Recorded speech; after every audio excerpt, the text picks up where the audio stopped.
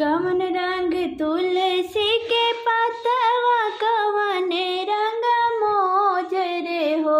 हे सखी कवन रंगा कुंवर कन्हैया तुलसी के मनवा भाई गईले हो। हे सखी कवने रंगा कुंवर कन्हैया तुलसी के मनवा भाई गईले हो। कवने रंग तुलसी के पतवा कवन रंग मोजरे हो। हे सखी कवन रंग कुंवर कन्हैया तुलसी के मनवा भाई गईले हो। हरे रंग तुलसी के पतवा के लाला रंग मोजरे हो। हे सखी सवरे रंग कुंवर कन्हैया के तुलसी के मनवा भाई गईले हो। हे सखी सवरे रंगा कुंवर कन्हैया के तुलसी के मनवा भाई गईले हो।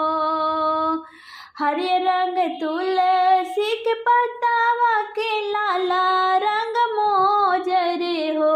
हे सखी सवरे रंगा कुंवर कन्हैया के तुलसी के मनवा भाई गईले हो।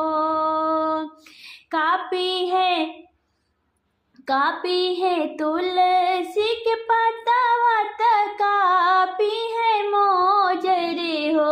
हे सखी कापी है कुंवर कन्हैया तुलसी के मनवा भाई गईले हो। हे सखी कापी है कुंवर कन्हैया के तुलसी के मनवा भाई गईले हो।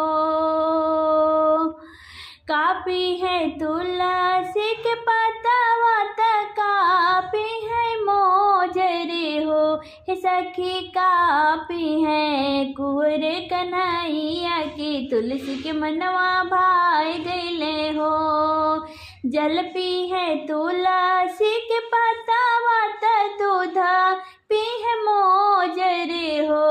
सखी माखन मिश्री खइए कुंवर कन्हैया तुलसी के मने भाई गईले हो। सखी माखन खइए कुंवर कन्हैया के तुलसी के मनवा भाई